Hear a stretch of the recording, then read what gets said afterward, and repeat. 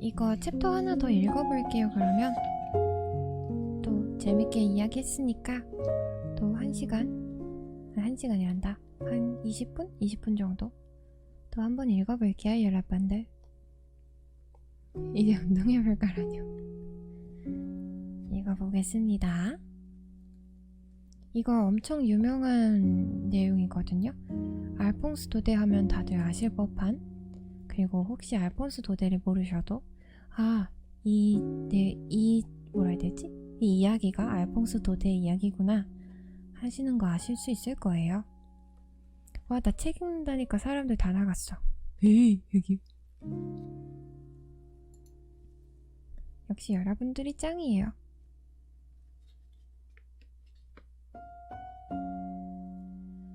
제목 마지막 수업.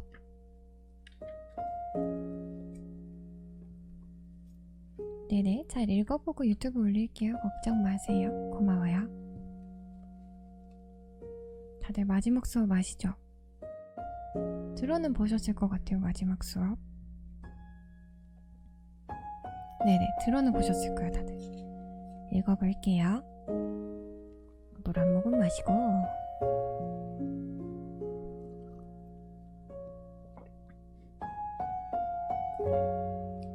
모르시는 분들은 오늘 들어보시면 되겠습니다. 짧아요. 알자스 지방의 어느 소년 이야기. 그날 아침 나는 학교에 많이 늦었습니다. 게다가 아멜 선생님께서 우리에게 물어보겠다고 하신 분사에 대해 아는 것이 하나도 없었기 때문에 야단을 맞을까봐 무척이나 겁이 났지요. 차라리 수업을 빼먹고 들판이나 돌아다닐까 하는 생각이 들 정도였습니다. 날씨는 무척이나 맑고 따뜻했습니다. 숲 언저리에서는 티티새가 지저귀는 소리가 들렸습니다. 제재소 뒤 르페르 목장에서는 프로시아 군인들이 훈련을 받고 있었지요. 이 모든 것이 군사교칙보다 더 마음을 끌었지만 나는 애써 이런 것들을 뿌리치고 학교를 향해 서둘러 달려갔습니다. 관청 앞을 지날 때 나는 많은 사람들이 게시판 주위에 모여있는 것을 보았습니다. 2년 전부터 패전이라든가 징집, 사령부의 명령 등 온갖 나쁜 소식을 우리에게 전해준 바로 그 게시판이었습니다. 나는 걸음을 멈추지 않은 채 그 앞을 지나면서 생각했습니다. 또 무슨 일이지? 광장을 가로질러 달려가고 있을 때 견습공과 함께 게시판을 보고 서 계시던 바슈테르 대장장의 아저씨가 내게 소리쳤습니다. 얘야, 그렇게 서두를 것 없다. 어차피 지각하지는 않을 거야. 아저씨가 나를 놀리는 것이라 생각하고 나는 숨을 헐레벌떡 숨쉬며 아멜 선생님의 작은 뜰로 뛰어들어갔습니다. 평소에 수업이 시작할 무렵이면 책상을 여닫는 소리, 좀 더 잘 외우기 위해 귀를 막고 모두 같이 큰 소리로 책을 읽는 소리, 좀 조용히 해라 하며 교탁을 두드리시는 선생님의 굵은 막대기 소리 등 소란난 소리가 여기까지 들렸습니다. 나는 소란한 틈을 타 아무도 모르게 내 자리로 들어갈 생각이었죠. 그런데 그날은 일요일 아침처럼 너무나 조용했습니다. 열린 창을 통해 벌써 제자리에 앉아있는 친구들과 무시무시한 철 막대기를 팔에 끼고 왔다 갔다 하시는 아멜 선생님이 보였습니다. 나는 이런 고요함 속으로 문을 열고 들어가야만 했습니다. 생각해보세요. 내 얼굴이 얼마나 붉어지고 내가 얼마나 겁이 났을지 말이에요. 그런데 정말 뜻밖이었습니다.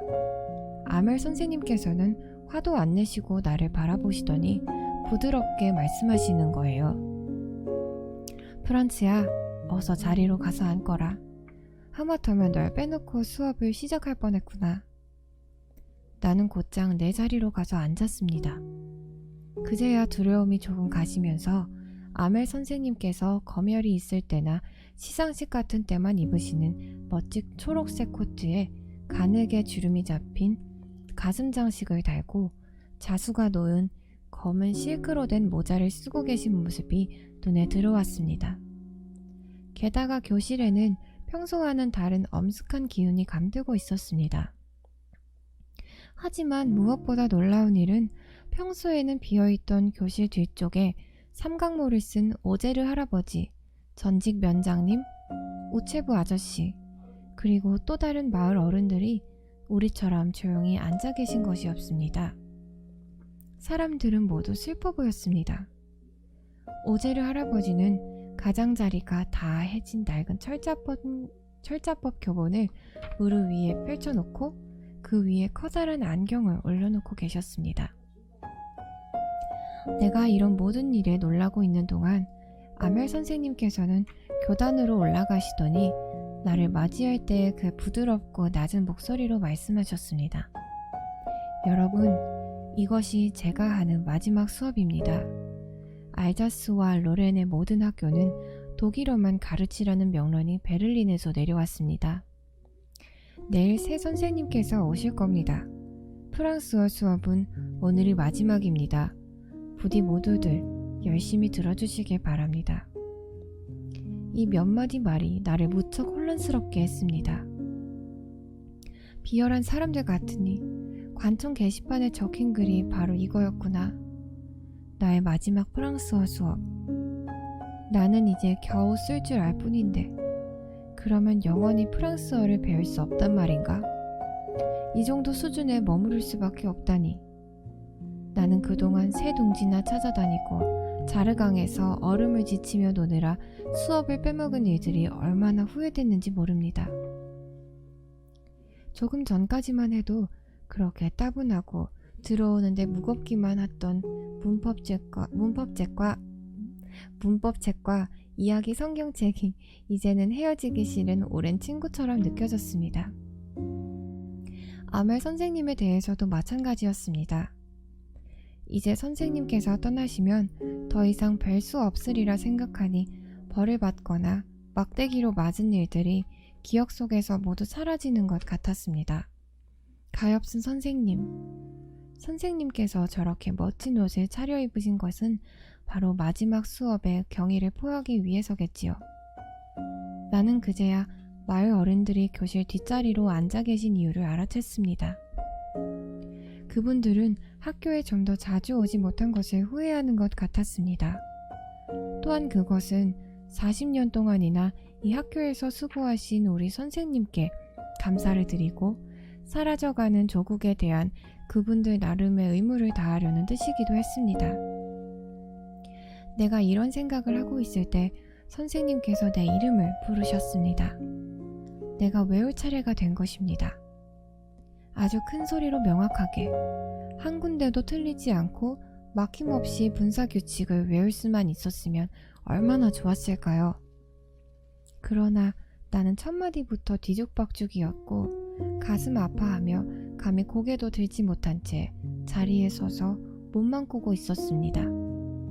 그러자 아멜 선생님께서 내게 말씀하셨습니다. 프란츠야, 너를 야단치지는 않겠다. 너는 벌써 충분히 벌을 받은 거야. 너 스스로 자신을 나무라고 있을 테니까. 사람들은 늘 이렇게 말한단다. 시간은 많아. 내일 공부하지 뭐 라고 말이야. 그런데 지금 어떤 일이 벌어지고 있는지 봐라. 교육을 내일로 미룬 것이 우리 알자스의 가장 큰 불행이었단다.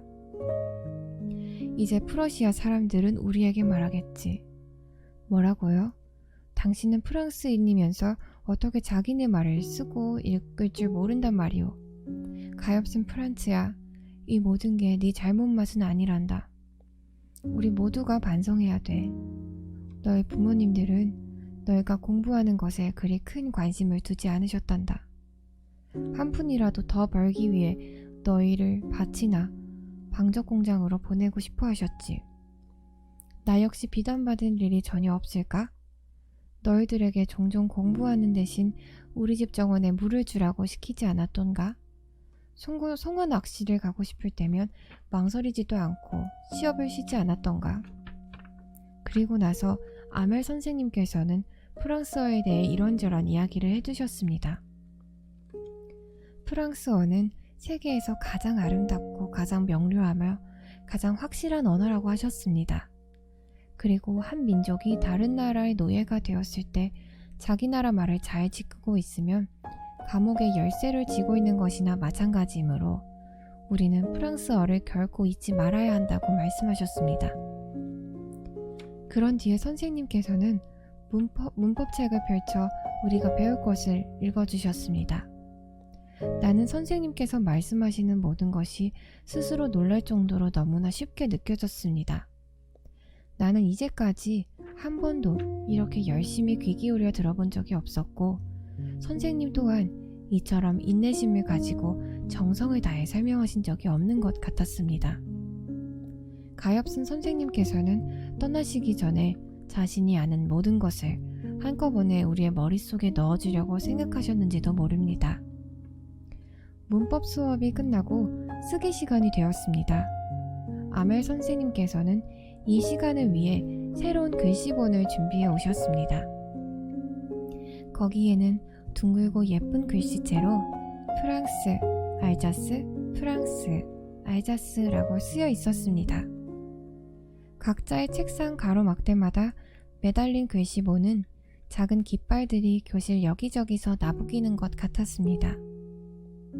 모두들 얼마나 열심히 수업에 열중하고 또 얼마나 조용했는지 모릅니다. 교실 안에는 종 위로 펜이 스쳐가는 소리만 들렸습니다.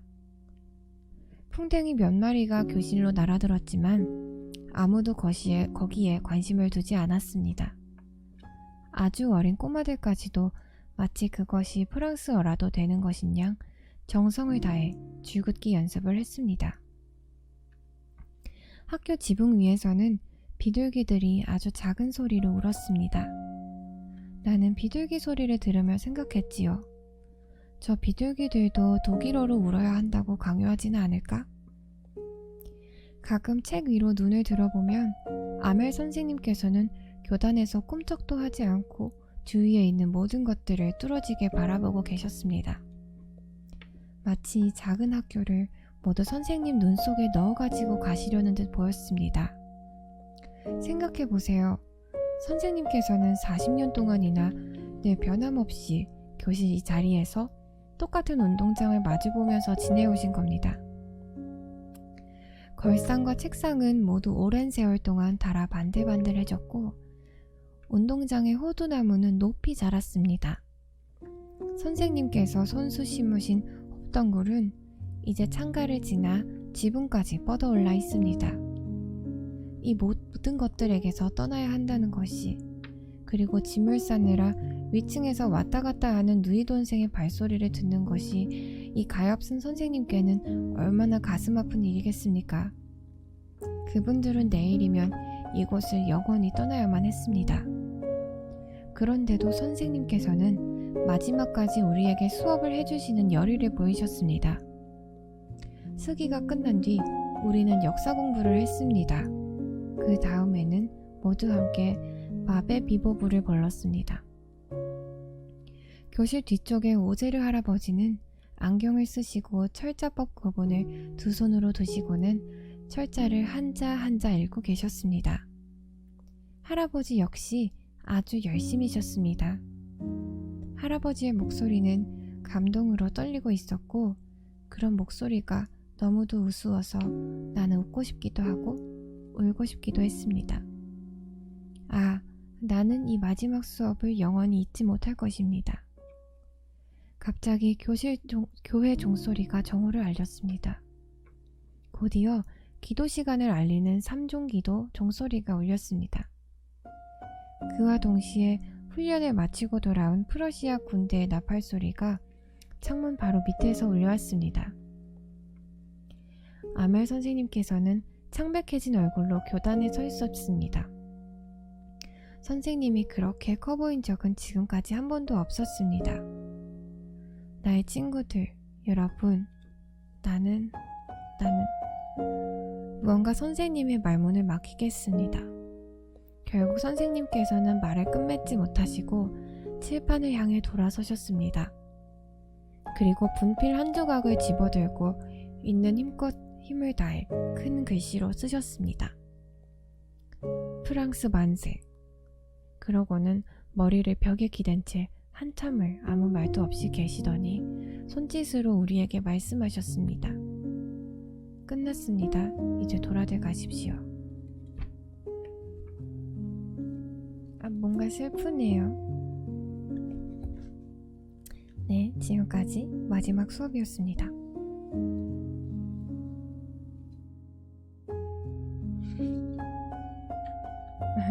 약간 울컥했다. 조금 슬픈 내용이네요. 근데 울면서 이렇게 근데 읽으면서 울컥할 줄 몰랐는데 약간 울컥했어요. 너무 슬프지 않아?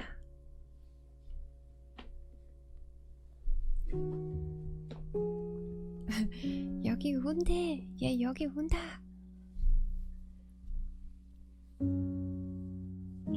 그 티가 났어요?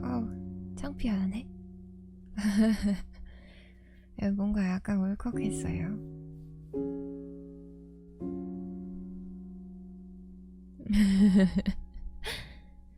눈물이 조금 울컥할 뻔했다.